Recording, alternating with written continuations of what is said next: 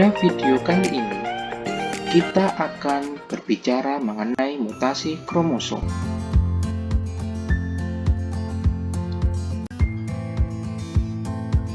Mutasi kromosom sendiri merupakan perubahan yang terjadi pada tingkat kromosom yang disertai dengan perubahan struktur maupun jumlah kromosom. Dalam hal ini, mutasi kromosom dibedakan menjadi dua jenis, yaitu berupa perubahan struktur kromosom atau aberasi kromosom dan perubahan jumlah kromosom. Dalam hal ini, adanya mutasi kromosom nanti, ini dapat menyebabkan adanya delesi, kemudian duplikasi, inversi, translokasi, isokromosom, dan katenasi. Kemudian perubahan jumlah kromosom nanti dapat menyebabkan namanya euploid dan aneuploid.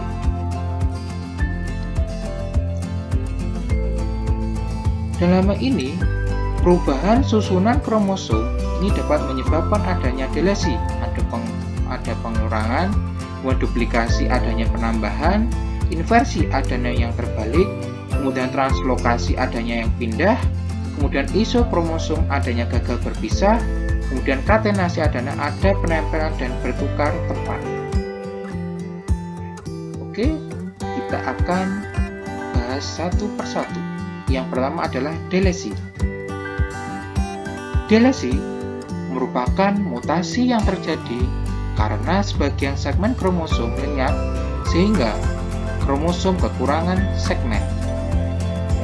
Ini dapat berupa terminal deletion, pada delesi yang terdapat pada bagian ujung lengan kromosom atau delesi pada bagian tengah lengan kromosom.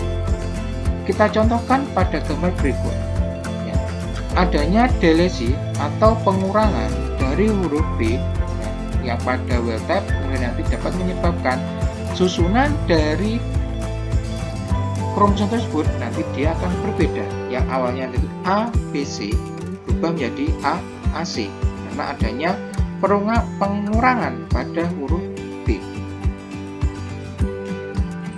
Adanya delesi ini dapat dicontohkan pada seri adalah berupa sindrom Cray-Duchet, yaitu delesi pada segmen kromosom nomor 5.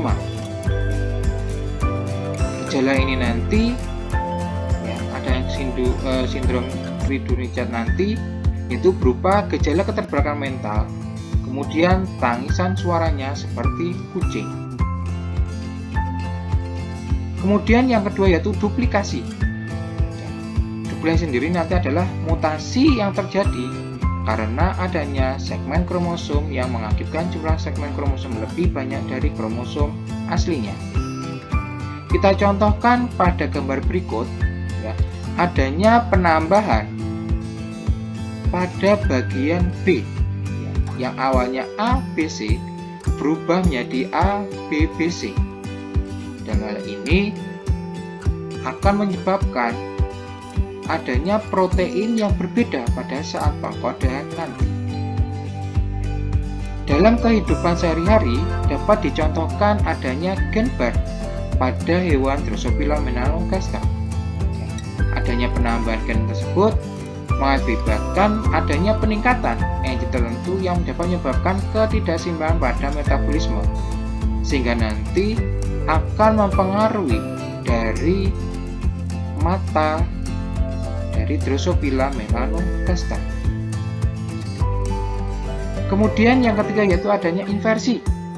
Inversi sendiri nanti adalah merupakan mutasi yang terjadi karena selama meiosis kromosom terpilin dan terjadinya kiasma, sehingga nanti terjadi perubahan letak ataupun kedudukan dari gen-gen tersebut atau urutan-urutan dari basis kriteria tadi.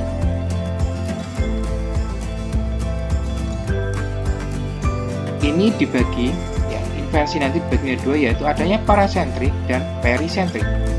Parasentrik yaitu perpindahan segmen kromosom pada satu lengan. Jadi parasentrik nanti dia tidak akan melibatkan yang namanya sentromir. Kemudian kalau parisentrik, ini adalah perpindahan segmen kromosom beda lengan. Jadi nanti pada sentromer nanti dia tidak akan melibatkan sentromer. Contoh kehidupan sehari-hari nanti adalah kalau pada manusia nanti akan ada namanya de novo paresentrik, yaitu adanya inversi pada kromosom nomor 9. Kemudian kalau pada tumbuhan nanti dapat menyebabkan aborsi tepung sari ya ataupun jadinya sehingga nanti akan menyebabkan tanamannya menjadi mandul. Kemudian kejadian yang selanjutnya itu adalah translokasi, yaitu mutasi yang terjadi akibat perpindahan segmen atau peruas DNA dari satu kromosom lain yang bukan pasangan homolognya. Translokasi nanti dibagi menjadi dua, yaitu secara resiprok dan tidak resiprok. Jadi resiprok nanti adalah merupakan translokasi yang mengalami pertukaran segmen kedua kromosom homolog dengan segmen kedua kromosom non-homolog. Kemudian kalau yang tidak resiprok, yaitu translokasi yang hanya mengalami pertukaran satu segmen kromosom ke satu segmen kromosom yang non-homolog. Jadi dapat dilihat pada gambar, kalau pada mutasi resiprok atau translokasi resiprok, yaitu adanya pertukaran yang terjadi pada kromosom non-homolog. Ya, ini dicontohkan yaitu adanya pada wild type AB, ya, ini nanti dia dapat bertukar dengan adanya MNO. Ini dapat dicontohkan ada translokasi nanti ada kalau pada manusia nanti ada namanya sindrom of Oropho.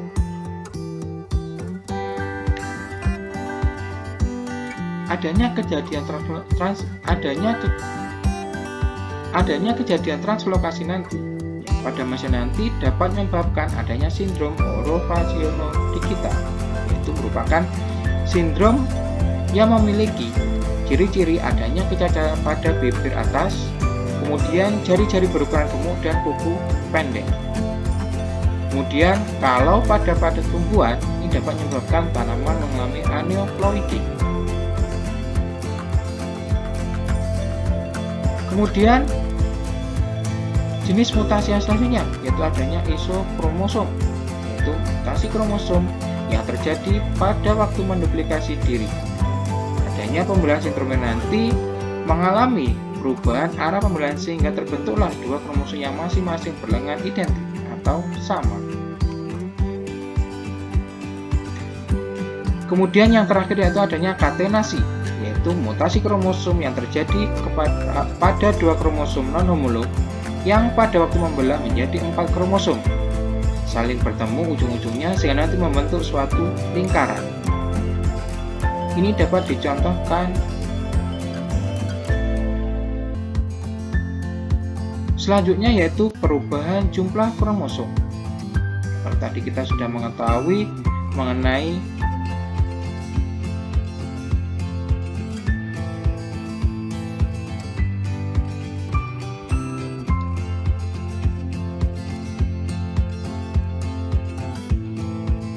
kalau kita tadi sudah mengetahui struktur kromosomnya, perubahan pada strukturnya, kali ini kita akan berbicara mengenai perubahan jumlah kromosomnya, yaitu dapat menyebabkan adanya euploid atau seluruh kromosom nanti dia berubah, ataupun adanya penambahan aneuploid atau sebagian dari kromosom. Euploid sendiri nanti adalah merupakan perubahan keseluruhan perangkat kromosom atau genom. Disebut individu yang disebut euploid. Ini biasanya banyak dijumpai pada tumbuhan, pada hewan maupun kalau pada manusia nanti jarang. Ya, karena adanya euploid nanti dapat menyebabkan suatu kematian pada makhluk, pada manusia. Ini salah contohnya nanti adalah pembuatan semangka tanpa biji. Adapun jenis-jenis dari euploid nanti yaitu adanya monoploid yang ini jumlah genomnya N, kemudian diploid atau 2N, triploid 3N, tetraploid 4N ataupun polyploid. Sedangkan untuk polyploid nanti dibagi menjadi autopolyploid dan allopolyploid.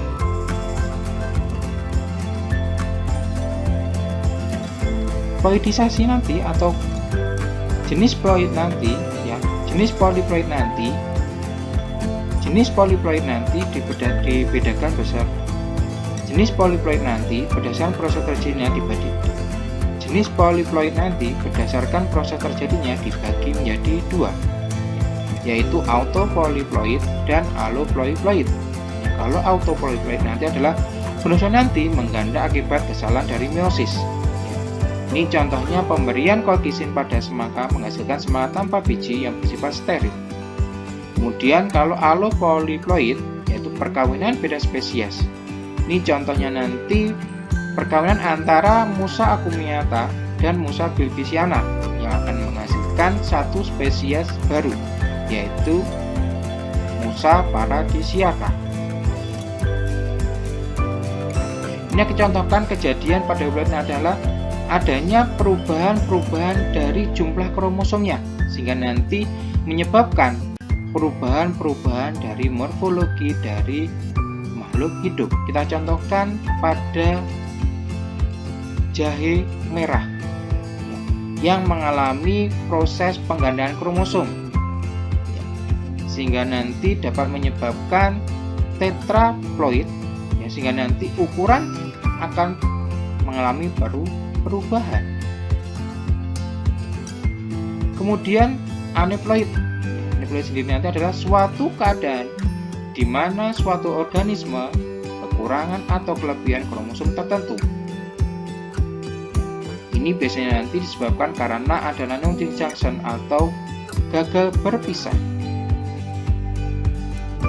Untuk jenisnya nanti ada namanya aneuploid monosomi, yaitu pengurangan satu kromosom.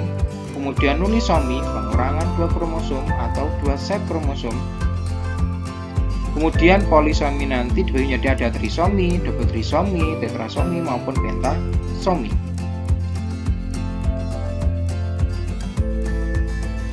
Adanya gagal berpisah tersebut nanti ya akan menyebabkan pengurangan dari jumlah kromosom, dapat menyebabkan penambahan maupun pengurangan dari set dari kromosom pada saat berpisah.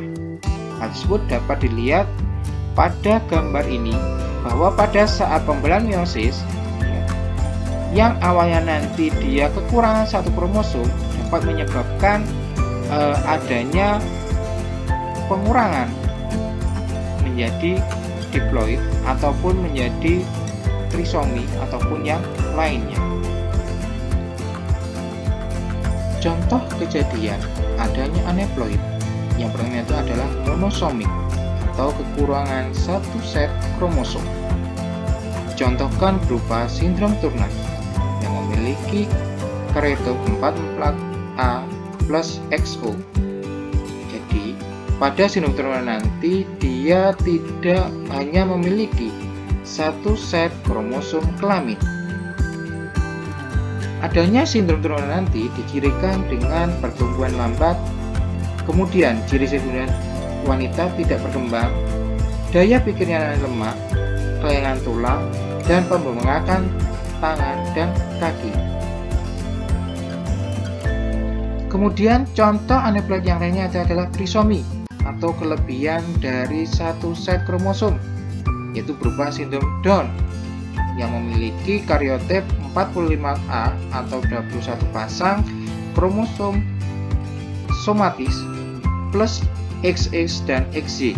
Jadi pada sindrom Down nanti adanya kelebihan satu set kromosom pada kromosom nomor 21 yang dicirikan adanya keterbelakangan mental, kemudian tumbuhnya pendek. Ini dapat terjadi pada wanita maupun pada pria. Kemudian contoh selanjutnya adalah sindrom Klinefelter, yaitu adanya penambahan satu set kromosom pada kromosom kelamin berupa kromosom X. Jadi secara karyotypnya nanti adalah XXY. Dan Klinefelter nanti dicirikan ya ini hanya terjadi pada laki-laki dengan alat kelamin kecil, payudara membesar, bersifat namun sifatnya steril. Kemudian kejadian aneuploid selanjutnya itu adalah sindrom wanita super. Ini adanya penambahan satu set kromosom pada sel kromosom kelamin berupa penambahan kromosom X pada kromosom kelamin. Wanita super nanti ini dicirikan dengan menstruasi tidak teratur, postur tubuh lebih tinggi dari wanita normal. Kemudian kejadian terakhir adalah mesomik dan tetrasomik.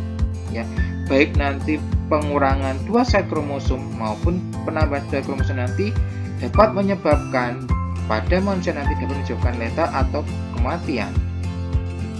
Sekian, terima kasih atas perhatiannya. Sampai jumpa di video berikutnya. Salam EduScience Indonesia.